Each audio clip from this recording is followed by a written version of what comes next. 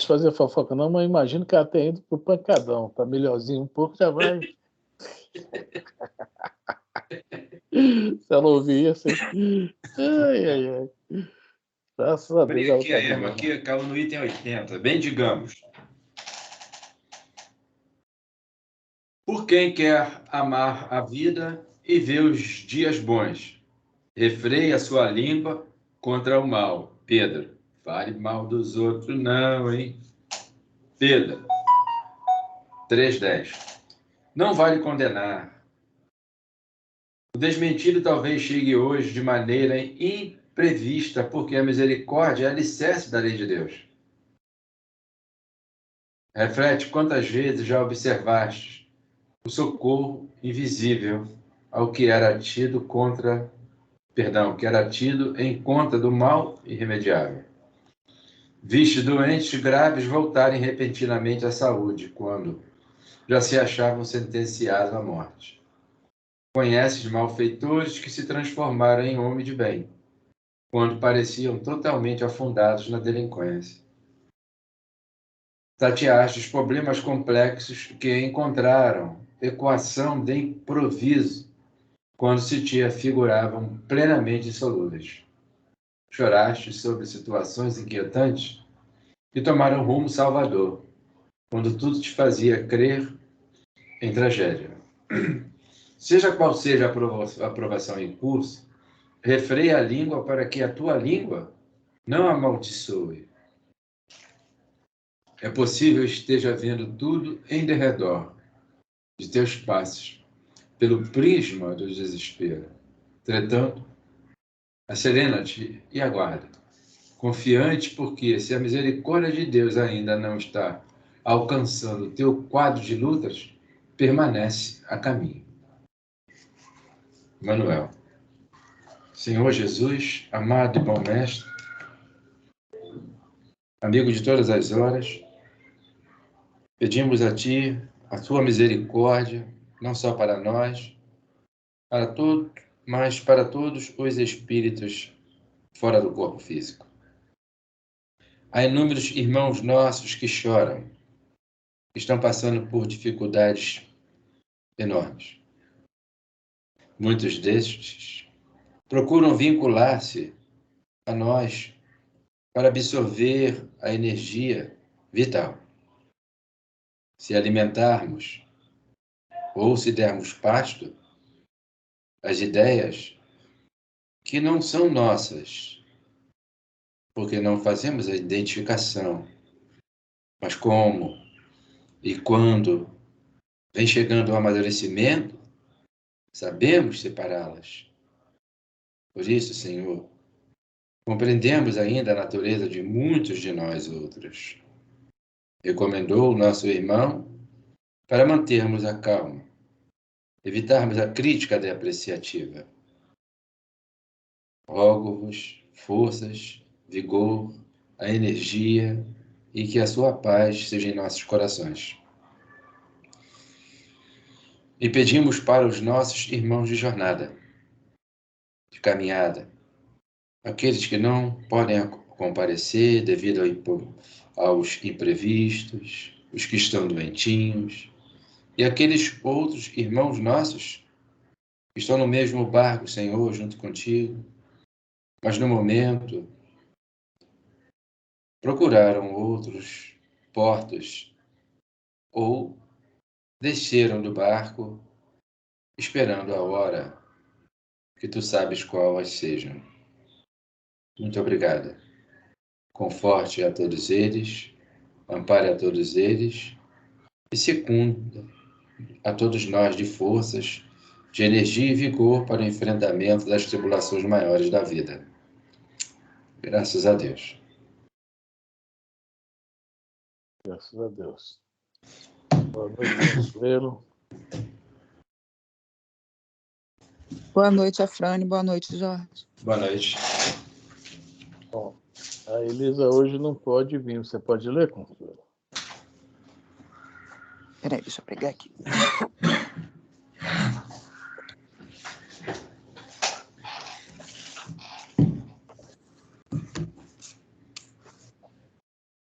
Livro antigo, qual é a página? 191. E o novo, você tem ideia? Porque da última vez eu não continuei. Para ver se está assim, Zacarias não conseguiu dissimular o seu desgosto e sentenciou. Aí vem É o no travesseiro. início da página. Lá em cima no velho. É. A simplicidade da minha vida rural, não posso atinar. Já Zacarias não achou? conseguiu, já achei. Página 172. Então, Zacarias não conseguiu dissimular, é isso? Isso. Porque o Zacarias fala uma coisa e o Saulo né, o modo de pensar. Ele é o dono da verdade, da razão de tudo, né? E Zacarias ficou meio desgostoso. Bom, não tem nada a ver com isso. Você que é o homem, você que é o político, você que é o responsável, você que é o novo rabino, né? Estou nem aí. É contigo mesmo. Eu não vou me meter nisso. E o Zacarias está falando com razão. Né? Quando o Zacarias pergunta a ele, existe alguma coisa no Antigo Testamento que proíba, que mande a gente perseguir quem ajudou alguém que nós amamos muito? Não existe essa lei. Quer dizer, mas o Saulo sofismou e criou essa lei. Né? E fala, uma coisa é a interpretação da Torá, né? Outra coisa é defendê-la. Quer dizer, que existe essa nova interpretação que ele cria naquele momento, defender com unhas e dentes, aí vai. E o Zacarias aguentou, o Zacarias era um homem pacato, senhor de idade, né? Estava sofrendo muito por causa da Abigail, né? Que ele tinha adotado como filha verdadeira, né? E é o que ele vai falar aí. Né? Vamos lá, Consuelo? Vamos lá. Paulo Estevão, livro de Francisco Cândido Xavier, psicografia de Emmanuel. Zacarias não conseguiu dissimular o seu desgosto e sentenciou: na simplicidade da minha vida rural, não posso afirmar com a razão das lutas religiosas de Jerusalém. Mas, enfim, trata-se de problemas inerentes aos teus ministérios profissionais, e não devo intrometer-me nas providências que mais convenham. Zacarias falou, sou um homem do campo. Eu estudei, eu conheci a interpretação, mas vocês, lá na luta política de vocês, cada um cria o que quer, né?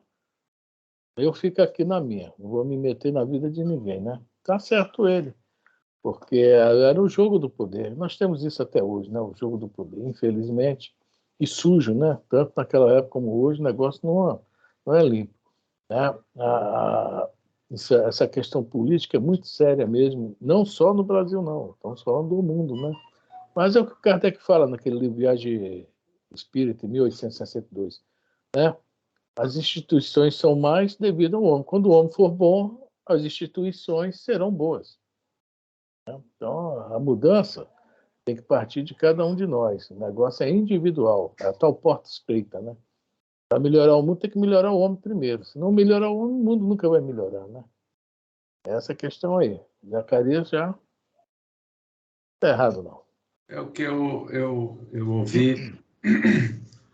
Eu vi alguém que falou, o Divaldo, acho que foi o Divaldo, que se não houver, digamos, transição planetária, se não houver mudança, né, nós continuaremos nas mesmas mesmices. Por isso a regeneração aí, que ela é necessária, né? E agora é um caminho longo, né? É um caminho longo.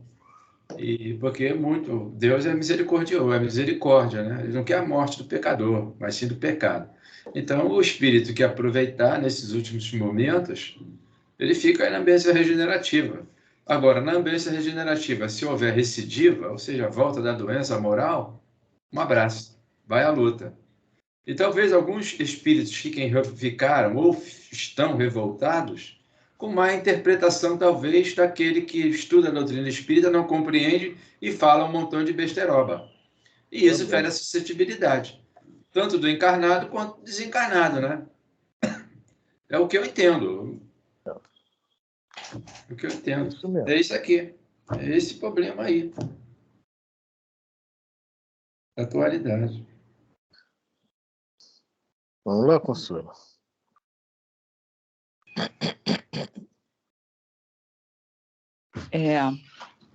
Saulo deixou-se ficar longo tempo pensativo, para, em seguida, imprimir novos rumos à conversação. No dia seguinte, muito consternado, regressou à cidade, ansioso por encher o vácuo do coração, perdido no labirinto das horas vagas.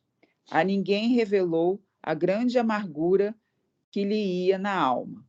Fechando-se em muitíssimo absoluto, retomou as funções religiosas de semblante carregado.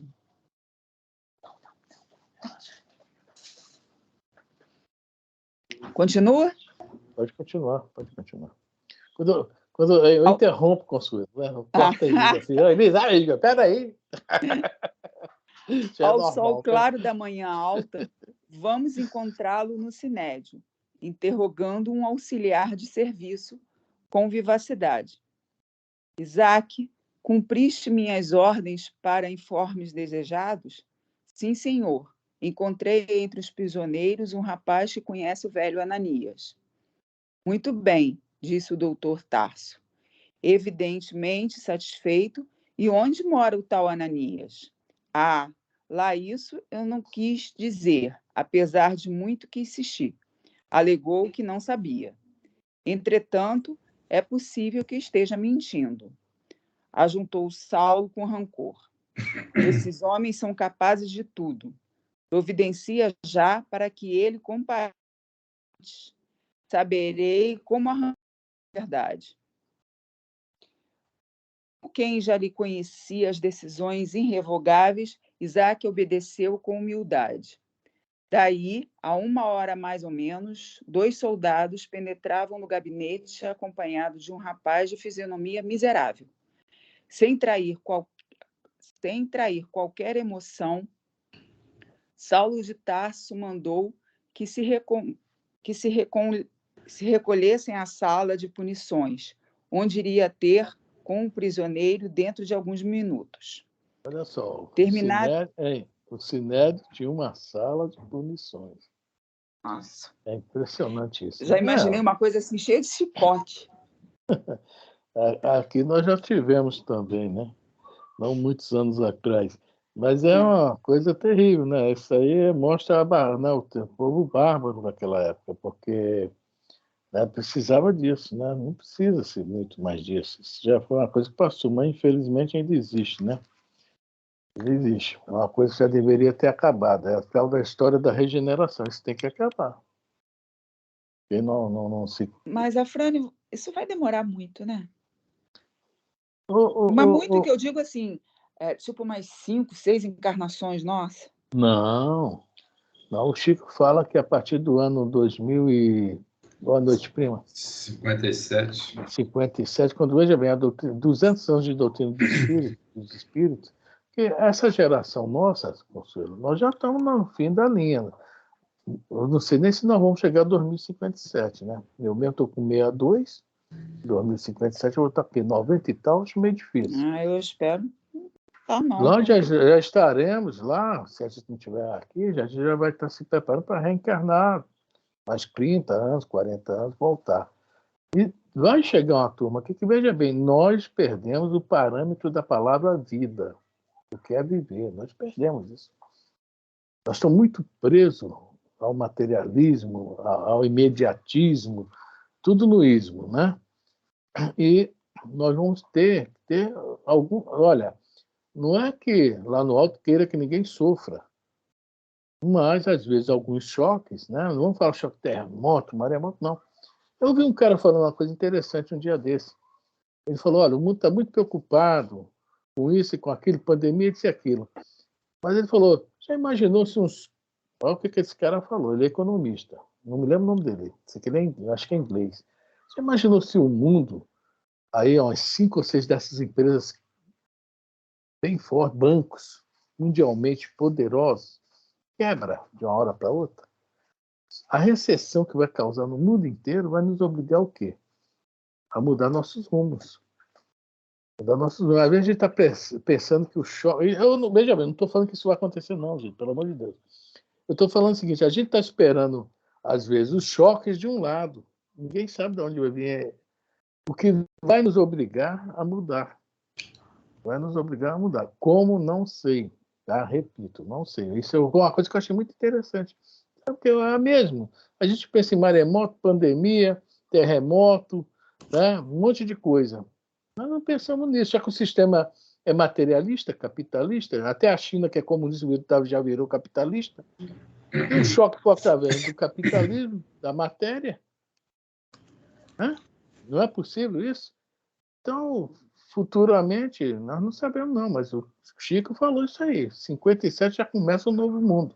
Quer dizer, não é lógico que é, 1º de janeiro de 2050, não é bem assim. Pode passar um pouquinho mais, pode ser um pouquinho menos, tudo depende, logicamente, de nós, né? Agora não vai ser tão demorado assim, não, viu, Consuelo? Boa noite, senhor Roberto. Eu vi, certa feita, foi o Emanuel. Eu não me lembro onde foi que eu li. Não sei se isso está no Consolador, eu não tenho certeza. Eu não vou nem falar o livro e tal.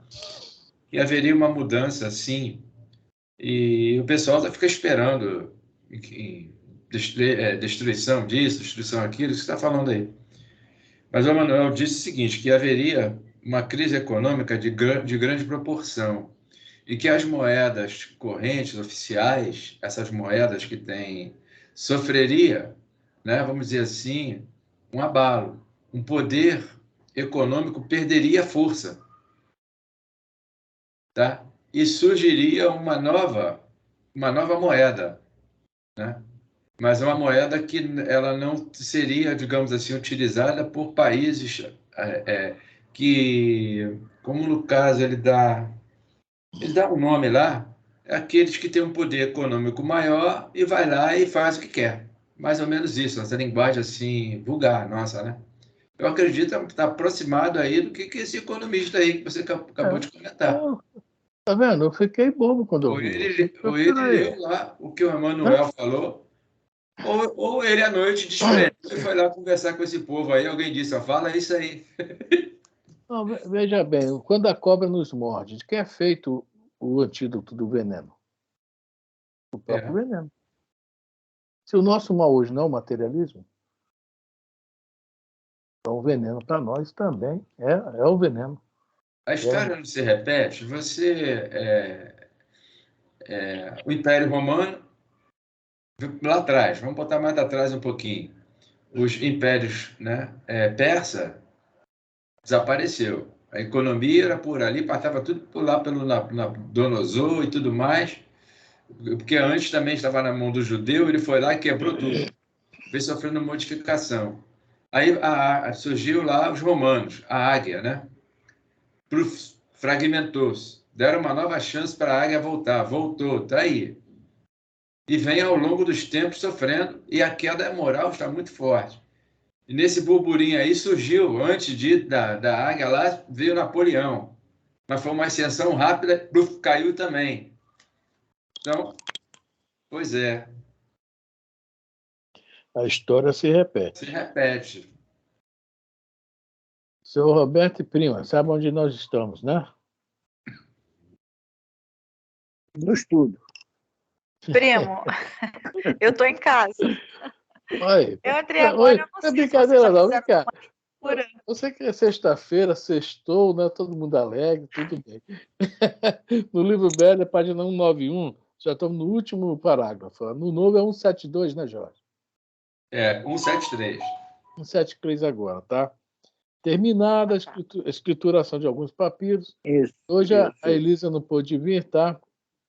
Quem é a grande arauta da verdade hoje é a Consuelo, tá bom? Sextou, né? Sextou é assim. Sextou, Consuelo. Vamos lá, Consuelo. Agora, por favor, só um alerta. Se ainda não chegou aos 80, fique nos 80. Porque hoje eu tive uma câimbra tão violenta nas minhas mãos, dirigindo, minha mão esquerda ficou toda torta, foi uma dificuldade para chegar em casa. Então, quem ainda não chegou aos 80, fica aos 80, porque está muito bem, tá? É isso aí. Terrível, terrível, terrível as dores que eu senti nas mãos. Os dedos ficaram todos tortos. Eu não conseguia dirigir, mas estou aqui. Muito junto com todo mundo. Graças a Deus. O senhor é canhoto, seu Roberto? Hein? Você não é canhoto.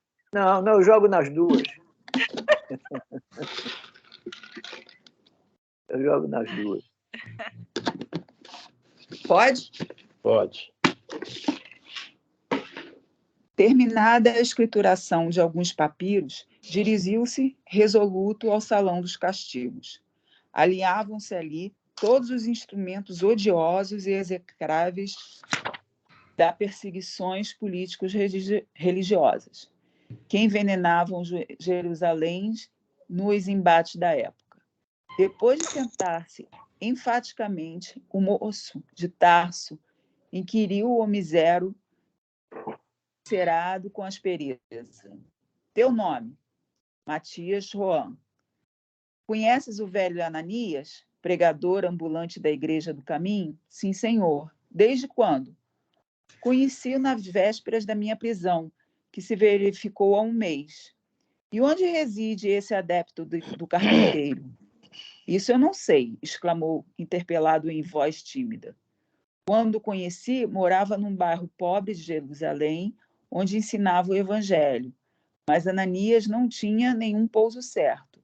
Veio de Jope, estacionando em diversas aldeias onde pregava a verdade de Jesus Cristo. Aqui vivia de bairro em bairro no seu piedoso mister. O moço, dancerense, não prestou atenção naquela atitude de profunda humildade e, franzinho o sobrolho, acrescentou ameaçadoramente: achas que pode mentir a um doutor da lei? Senhor, eu juro, dizia o jovem ansiosamente. Saulo não se dignou a fixar o gesto suplicante. Dirigiu-se a um dos guardas e exclamou impassível: Júlio, não temos tempos a perder. Necessito da informação necessária. Aplica-lhe o tormento das unhas. Acredito que por esse processo não se animará a prosseguir na dissimulação da verdade. A ordem... Não mudou muito, não, né? Não. Agora, infelizmente... Agora, vê só o que ele fala aqui. Acho que podes mentir a um doutor da lei? Que os doutores da lei, a gente vê o tempo todo no Evangelho tentando Jesus, né, que se achava o suprassumo, né? Os maiorais mesmo. Né? Que achavam Deus no céu e eles na terra, mesmo assim, não sei se eles não defendiam muito Deus, não, defendiam os interesses dele, né? Interessante, né? É interessante que 2000 anos se passaram e muita gente ainda usa o nome de Deus, o doutor da lei, porque leis são essas? São a Torá, as leis divinas que Moisés tinha, algumas divinas, algumas por parte de Moisés tinha deixado, né?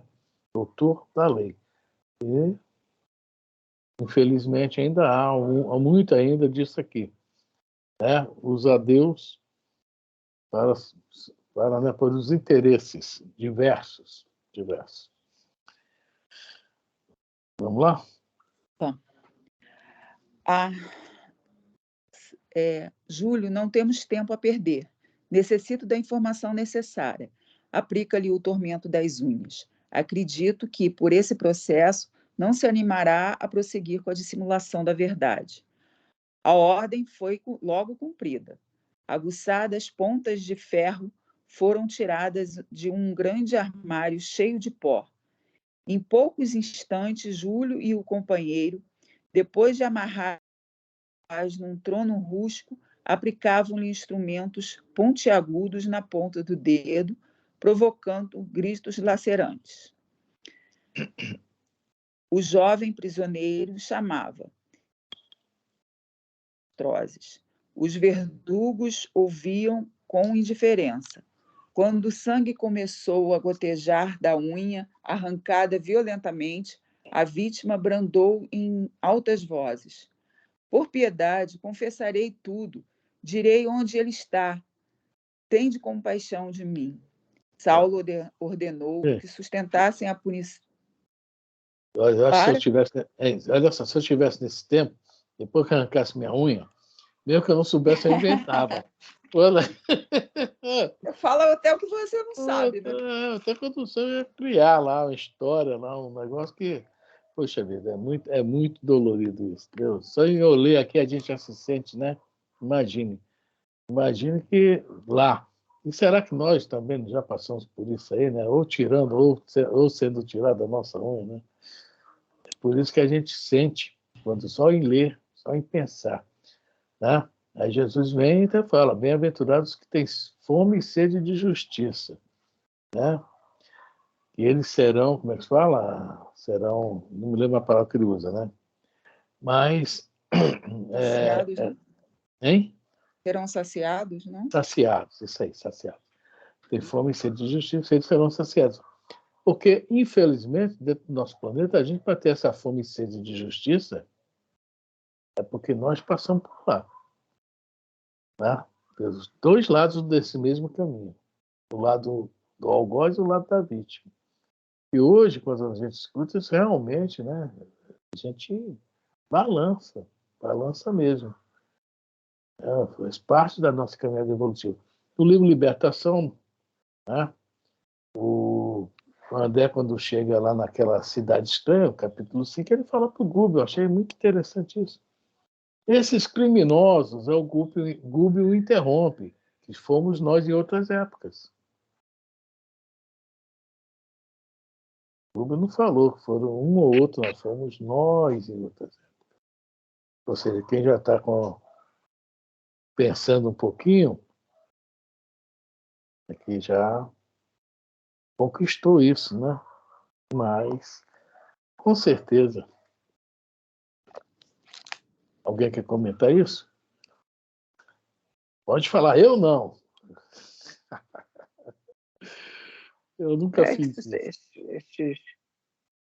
A gente fala hoje, os jornais, na época não havia jornais, não havia internet, não havia o Globo Repórter, mas já se cometiam assassinatos, né?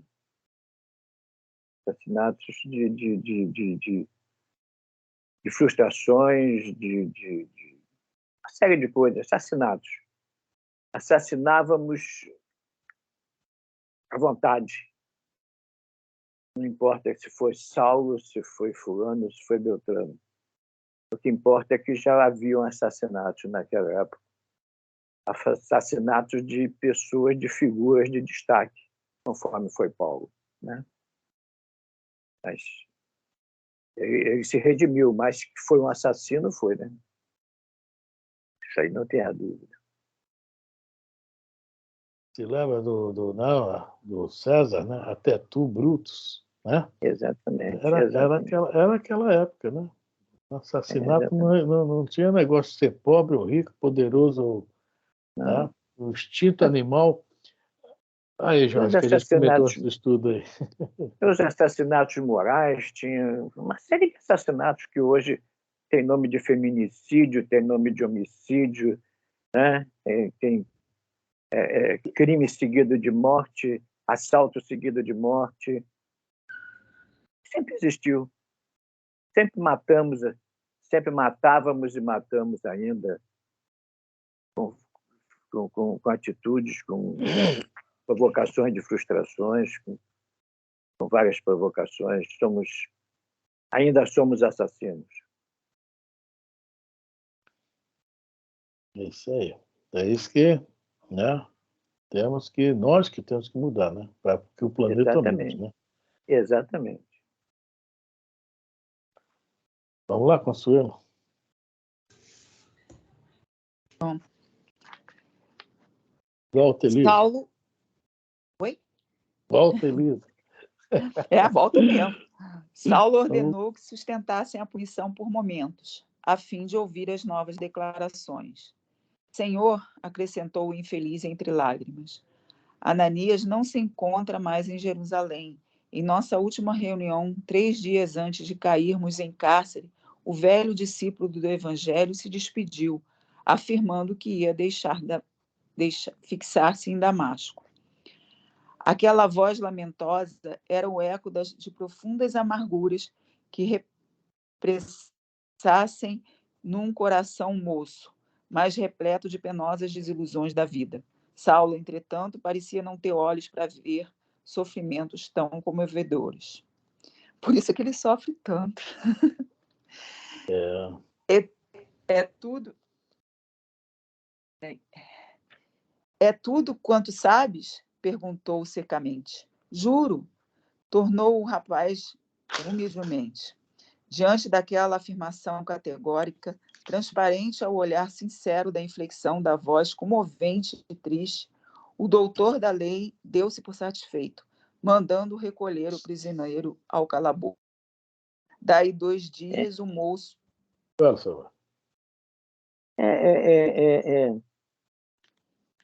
Paulo assassinou naquela época, se redimiu, né? Muito bonito, lindo, maravilhoso. E nós continuamos assassinando sem nos redimirmos. Né? Nós não temos remissão dos pecados, dos assassinatos que cometemos. Paulo, graças a Deus, está servindo de exemplo para nós, de orientações, de esclarecimentos e de verdades. Se Paulo conseguiu, está dando uma demonstração que também nós podemos conseguir. Basta nós querermos. Né? Basta nós entendermos que precisamos mudar. Precisamos nos modificar. Precisamos nos abandonar esses crimes que a gente ainda traz dentro de nós. Aliviar os nossos assassinatos. Paulo conseguiu, graças a Deus, Paulo conseguiu para servir de exemplo a todos nós. Grandes exemplos. Paulo realmente merece todo o nosso carinho, todo o nosso amor, tudo de bom que ele pode nos oferecer, que nós precisamos guardar dentro de nós. Cada um, né? Tem que procurar a sua estrada de Damasco, né? Exatamente. Fazer a sua mudança, né? Vamos lá, Consuelo. O moço tarciense convoca uma reunião no Sinédrio, a qual atribuiu singular importância. Os colegas acorreram ao chamado sem exceção. Abertos aos trabalhos, o doutor de Tarso esclareceu o motivo da convocação.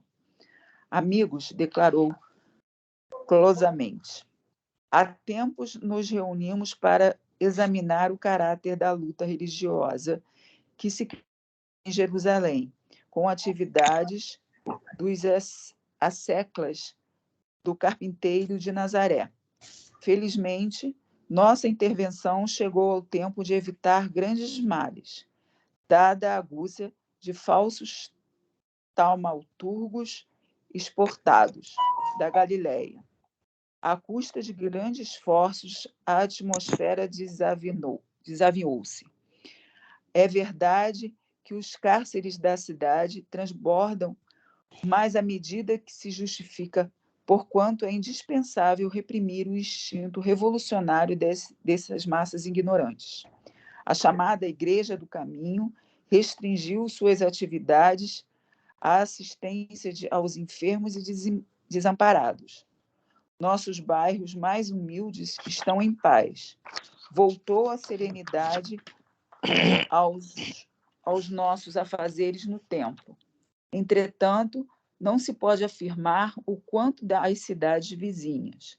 Minhas consultas às autoridades religiosas de Jope e Cesareia dão a conhecer os distúrbios que os adeptos do Cristo vêm provocando, assintosamente com um prejuízo sério para a ordem pública. Não somente nesses... Só um instantinho, veja bem. O discurso, né, que ele criou. Até parece que é uma guerra religiosa, não existe essa guerra religiosa em Jerusalém. Quer dizer, existe por parte deles, né, os doutores da lei. Né? Ninguém está querendo tumulto, briga, muito ao contrário. Né? O movimento cristão é silencioso, tranquilo, em paz. Né? Só que ele consegue criar um argumento forte Para falar que Jerusalém agora está tranquilo, mas lá fora não. Olha só o argumento dele para ir perseguir, né, o Ananias. Né? Quer dizer, o cara era bom mesmo, hein? Ele não era mole. Quase escolhido. Quando muda para o outro lado, continuou também muito eficiente. Né? Aí a eficiência para o lado ruim, mas depois vai eficiência para o lado legal mesmo, né? Que ele realmente não era mole. Né? É isso aí, alguém quer falar? Então vamos embora. Nesses núcleos, desenvolver a obra saneadora, mas ainda agora chegam-se as notícias alarmantes de Damasco e requerem providências imediatas. Localizam-se ali perigosos elementos, um velho chamado Ananias. Lá está perturbando a vida de quantos necessitam de paz nas sinagogas. Não é justo que o mais alto tribunal da raça se desinteresse das coletividades israelitas noutros setores. Proponho, então, que entendermos o bem dessa campanha a outras cidades. Para esse fim, ofereço todos os meus préstimos pessoais sem ônus para a casa que servimos. Basta-me tão só o necessário documento de habilitação, a fim de acionar todos os recursos que pareçam acertados, inclusive o da própria pena de morte, quando a julgue necessária e oportuna. Você A vê só, proposta de Saulo... o argumento que ele usa é forte, ele consegue a carta.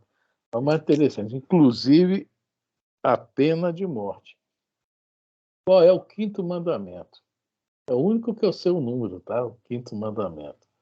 Não matarás. Moisés foi bem claro, os mandamentos recebeu do alto, né? São os 10 mandamentos divinos que veio até Moisés, que Moisés recebeu. Não matarás. Ele está passando por cima desse mandamento. Está atropelando.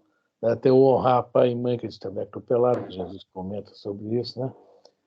O adultério, eles também, quer dizer, esses 10 mandamentos, veja, até hoje, se a gente seguisse os 10 mandamentos, não precisava Jesus ter vindo, não precisava de doutrina espírita. Tá? Os 10 mandamentos. E a gente, que nem o Saulo nos representa. Na hora da nossa raiva, a gente atropela tudo. Aí é aquele lance que nós falamos na semana da aula passada, né? A questão de acreditar em Deus, né? Quando o Emmanuel fala que acreditar em Deus, né? Que a fé é ter certeza em Deus, né? Nós também temos que ter essa certeza em Deus, né? É a gratidão, né? É a gratidão, né? Que foi bem frisado. Foi falado isso, Isso mesmo. Então, a fé é ter certeza em Deus, é a nossa necessidade. Nós não temos essa certeza. Fazemos ao contrário, e Saulo está aqui mais uma vez mostrando um pouco de nós, né? Ou muito de nós, né? Arrumar aquele jeitinho para, né, na hora da raiva mesmo, né? Do desconforto. Extravasar. É isso aí, extravasar. Vamos lá, eu já ia falar Elisa. Tá vendo, Consuelo? O vício. A proposta de Saulo foi recebida com demonstrações de simpatia.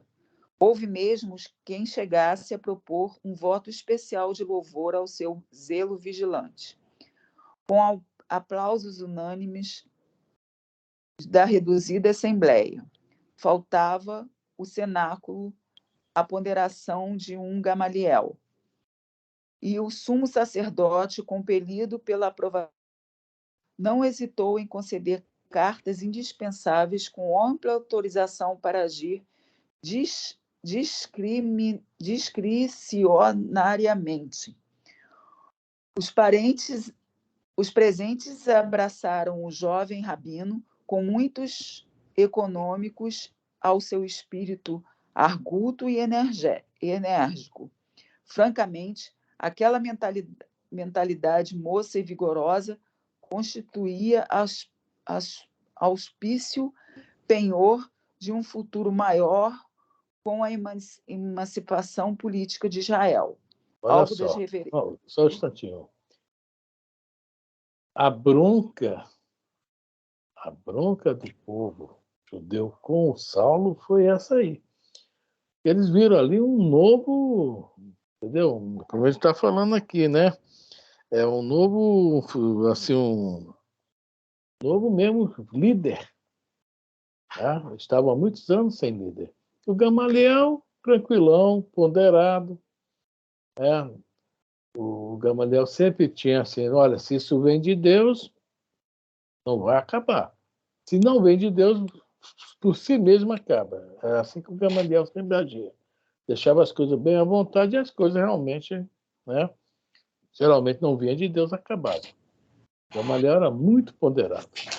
Tá? E todo mundo, é aquele negócio que criou-se aí no Saulo, tá? O mito, né? Aquele que vai resolver todos os nossos problemas. Essa que é a bronca dos judeus com o Saulo. É o ódio que vai ser criado por isso. Tá? Porque para eles foi uma traição enorme. Uma traição enorme. Aquele que eles depositaram tanta esperança virar casaca, né? Era tricolor, mudou de time. Olha só que coisa horrível. Virou flamenguista. Eles não esperavam que Saulo se modificasse, né? Porque eles endeusaram Saulo de uma maneira que não esperavam aquilo. Entre parênteses, essa traição dele, mas já havia nele. Gamaliel conseguiu plantar uma semente nele que foi frutificando, né? Aos pouquinhos, foi florescendo aos pouquinhos, aliás, até que chegou o momento de realmente dar bons frutos. Mas isso tudo ele seguiu, muito embora não quisesse ceder, mas ele ouviu, guardou, de coisa que já estava com ele guardada há muito tempo. Essas orientações de Gamaliel trouxeram muito bons resultados para ele, né? Muito bons resultados para ele. Uma semente muito proveitosa para ele. Isso aí. Vamos lá, Consuelo? Alvo das referências lisonjeiras e estimuladoras dos amigos, Saulo de Tarso aguçava o orgulho de sua raça, esperançoso nos dias de porvir. Verdade é que sofria amargamente com a derrocada dos sonhos da juventude, mas empregaria a soledade da existência nas lutas que reputava sagradas ao serviço de Deus. De posse das cartas de habilitação para agir convenientemente em cooperação com as sinagogas de Damasco, aceitou a companhia de 3 varões respeitáveis que se ofereceram a acompanhá-lo na qualidade de servidores muito amigos. Ao fim de 3 dias, a pequena caravana se deslocou de Jerusalém para a extensa planície da Síria. Na véspera da chegada, quase no termo da viagem, difícil e penosa, o moço tarsense sentia agravarem-se as recordações amargas que lhe assomavam constantes. Olha só, agravaram-se as recordações amargas.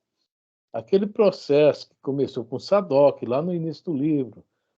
Já ouviu falar nos tal de cristãos. No outro dia foi na Casa do Caminho, houve aquele, né? Ele, o Saulo, criou aquele, né, problema com o Estevão. Né? Então, o processo que começou ali, né? Depois com o apedrejamento, com conheceu Abigail, tá já chegando assim, digamos, no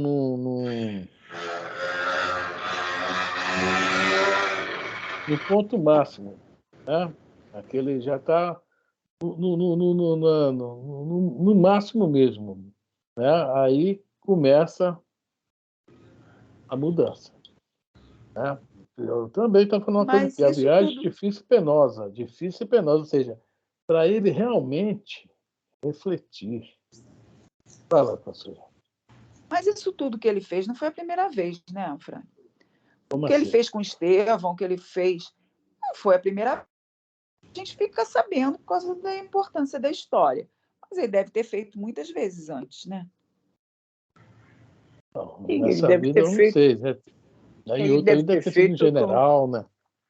deve ter feito com o incentivo do orgulho pessoal e daqueles que estavam à volta dele, bajulando ele. Vamos fazer, você é o maioral, você pode, você é o mais inteligente, você é o mais culto.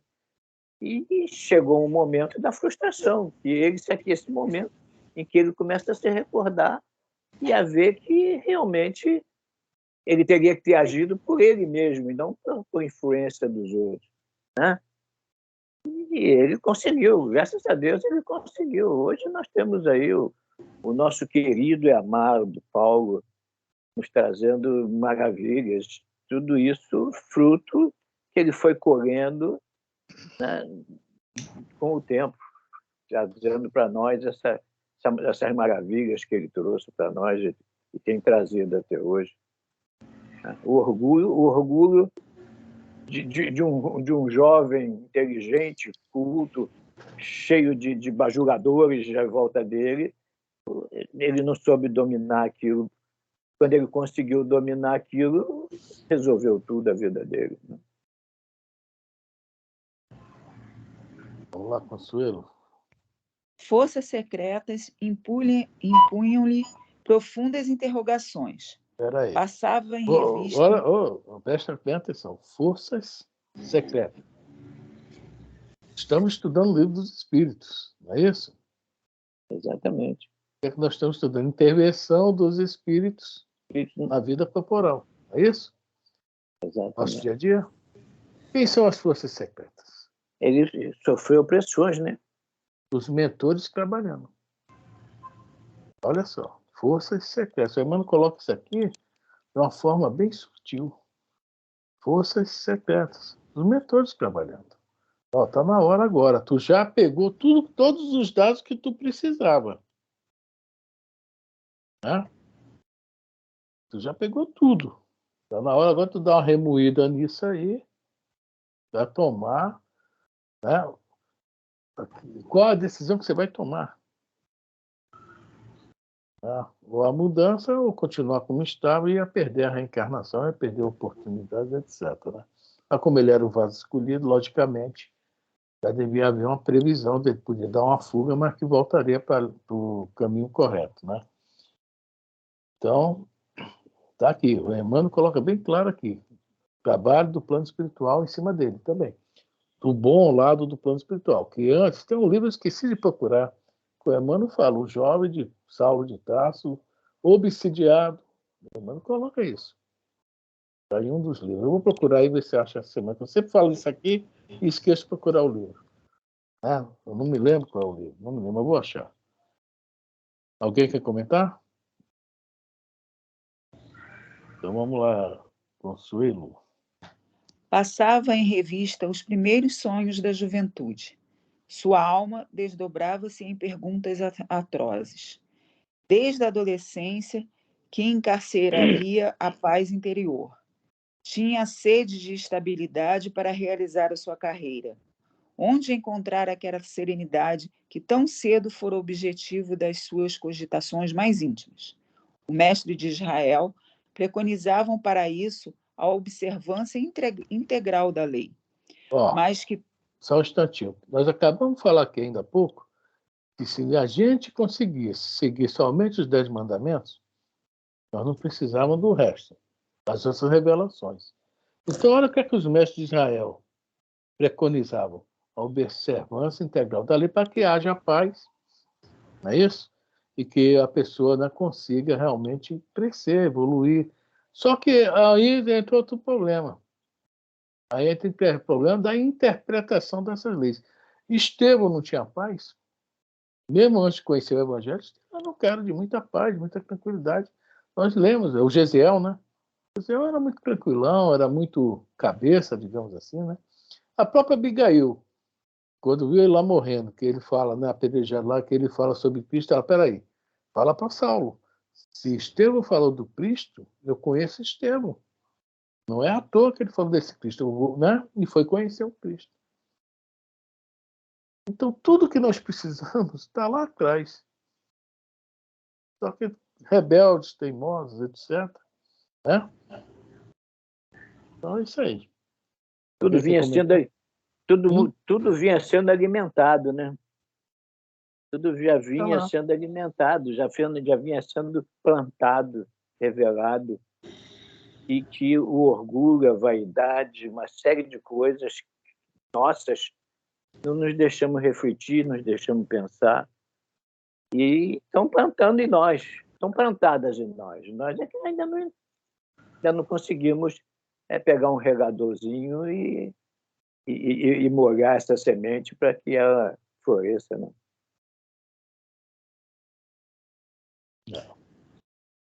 Vamos lá. Mais que tudo... Continua? Continua, já falar, Elisa. Vamos embora, Elisa.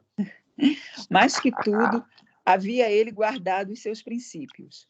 Desde os impulsos iniciais da juventude, abominava o pecado. Consagrara-se ao ideal de servir a Deus com todas as suas forças.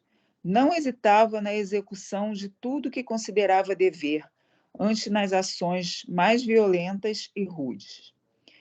Se era incontestável que tinha inúmeros admiradores e amigos, tinha igualmente poderosos adversários, graças ao seu caráter inflexível no cumprimento das obrigações que consideravam sagradas. Veja bem, na interpretação dele, ele estava agindo dentro daquilo que ele acreditava. E Estevão enxergou isso. Né? Se ele seguiu a Moisés assim, imagine quando conheceu Cristo. Estevão viu nele essa força, tá? Essa vontade, essa garra.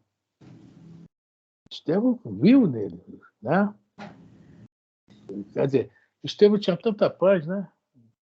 Ele ainda pede, Senhor, não lhe imputes esse pecado, né? Pede por ele lá na hora do apedrejamento, abençoou o casamento dele, na casa da Abigail com ele, né? Ele era completamente diferente a interpretação de um texto para outro, né? A outra interpretação. Então, ele era esse homem. Estava errado porque achava que aquilo era o correto. Né? Por isso que Estevão foi profético. Imagine quando ele conheceu Cristo. Né?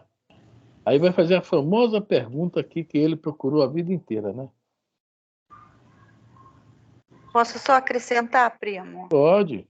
Eu vejo assim, o Saulo, ele era muito disciplinado. Isso. Mas só que ele não conhecia a humildade, o amor.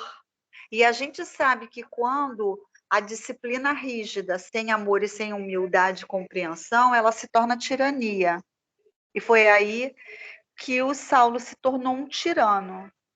Só que ele vai continuar disciplinado, só vai conhecer o amor, a humildade. Aí Paulo vai mostrar essa disciplina com o amor. Se lembra do Emmanuel? Disciplina, disciplina, disciplina. Aí ele já conhecia isso. Né? Exatamente. Ele nos traz o conhecimento que vivemos cercados por uma nuvem de espíritos. E pelo comportamento dele, pelo egoísmo dele, pela a autoridade dele, que subiu a cabeça, esses espíritos que viviam dessa nuvem de espíritos o influenciaram para a negatividade no início. Quando ele despertou, ele jogou aquilo tudo fora e passou a usar realmente aqueles espíritos que envolviam, aquela nuvem de espíritos, que envolviam para o bem, o bom direcionamento. Ele se deixou levar por essa nuvem de espíritos que você acabou de falar agora, o Jorge também, da obsessão. Né? Deixou levar pela obsessão. Quando ele despertou que existiam nesses espíritos os bons espíritos que precisavam ser seguidos, ele mudou completamente. Abandonou aquela nuvem de espíritos que o obsidiaram, o conduziram para o mal. Ele descobriu o fato, despontou o fato da nuvem de espíritos, só não soube diferenciar exatamente, no momento da juventude dele, diferenciar esse tipo de espírito que estavam cercando por ele. Mas ainda bem, graças ao bom Deus, gratidão a Deus, ele realmente seguiu aquilo que precisava ser seguido, né? E teve Gesiel para ajudar, né? Teve uma série teve Abigail que ajudou, teve uma série de ajudas e que hoje se tornaram os seus mentores, que se tornaram os seus ajustes, né, morais e espirituais. Muito bom isso, muito bom isso. É o que nós estamos precisando quando chegarmos a essa conclusão. Falta pouco para chegar. Eu espero que sim, Afrânio. Eu gostaria de ter seu otimismo. Mais uns 200 mil anos por aí. Alguns milênios, não. Um milênio, a légua do mineiro, Jorge. É a légua do mineiro. Que falta 6 léguas. 6 léguas. Eu com o Jorge aqui, ó, que o Jorge perguntou quanto era uma légua. Eu falei 6 quilômetros, mas do mineiro não, é 1.500 quilômetros a légua do mineiro. 1.500 quilômetros. É bem diferente. Vamos lá, Consuelo. Onde estão a paz espiritual que tanto almejava nos esforços comuns? Olha só, cadê essa paz? Isso que ele procurava desde novo. Exatamente. Cadê a paz? É o que ele vai falar agora aqui para a gente, né? Ele está pensando em cima do lombo do camelo. Ele sabia que existia, só não sabia onde encontrá-la. Vamos lá. Por mais energias que despendesse, via-se como um laboratório de inquietações, dolorosas e profundas. Sua vida assinalava por ideias poderosas, mas em seu íntimo lutava com antagonismo irreconciliáveis. Olha aí, quem são esses antagonismos irreconciliáveis? Estavam indo contra ele. Aquele que ele acreditava, os cristãos, né, da época, né, veio com esses antagonismos. Aí entra a questão do amor, da humildade. Né, entra várias questões aí que ele não conhecia. Né? E aí ele está vendo que ele está errado. Está vendo? Né? O antagonismo não casa com o que ele pregava. Aquilo que eles pregavam não casa com o que ele pregava. E ele está vendo que não está dando certo isso aí. Você está procurando a paz? Esse antagonismo aí não é aquilo que ele disse lá, o que eu quero, eu não faço. O que eu não quero, eu faço. É o orgulho e o egoísmo que ainda ele não alcançava, né? Que nós ainda não alcançamos também. Muitos de nós achamos, não, eu tenho pouco egoísmo, tenho pouco orgulho. É ruim. São os piores. Quando a gente... Eu sou bom. Sou muito bom. Ai. Eu pensava isso. Achei que para o Espírito era bom. Vamos lá? As noções da lei de Moisés pareciam não lhe bastar a sede devoradora. Os enigmas do destino empolgavam-lhe a mente. O mistério da dor e dos destinos diferenciais criavam-lhe enigmas insolúveis e sombrias interrogações. Você já fazia com ele, hein? Porque um é pobre, outro é rico, porque um é assim, outro é assado, porque um vem aleijado, o outro não, porque um é cego e no outro não é. Ele já fazia isso também com ele, tá vendo só? E o que é que foi o papel do Estevão Abigail? Cutucar isso também. Tá? E o cristianismo fala sobre isso o tempo todo. Tá? Quando lê as bem-aventuranças, está lá, isso aí tudo. Tá? Bem-aventurados, pobres de espíritos, os mansos que herdarão a terra, e aí vai por diante, né? Os aflitos.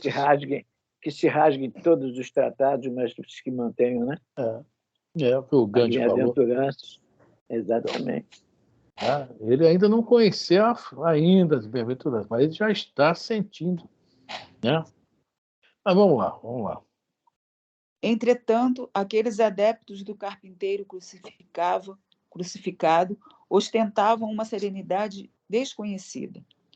A alegação de ignorância dos problemas mais graves da vida não prevalecia no caso, pois Estevão era uma inteligência poderosa e mostrara ao morrer uma paz impressionante, acompanhada de valores espirituais que infundiam assombro. Sentiu o papel de Estevão na brincadeira? Quer dizer, é cristão, é tudo, olha lá, aqueles deserdados da sociedade, né? Aqueles pobres coitados, etc. Poderia falar isso. Eles têm paz porque não tem conhecimento, né? Num nível intelectual zero, no nível de sei o quê, mas peraí, e Estevão? E foi quem mais feriu ele, né? Ele reconhece aqui agora, não reconhecia antes, agora nos pensamentos, né? Meditando no deserto, naquela caminhada, né? Difícil e penosa, as forças secretas, tudo está agindo, né? Olha só o que ele fala aqui. Estevão era uma inteligência poderosa, mostraram ao morrer uma paz impressionante, acompanhada de valores espirituais que infundiam assombro. Porque esses valores espirituais estavam lá no Antigo Testamento, quando os profetas morriam, eram sacrificados. Era a disciplina consciente, né? A disciplina consciente.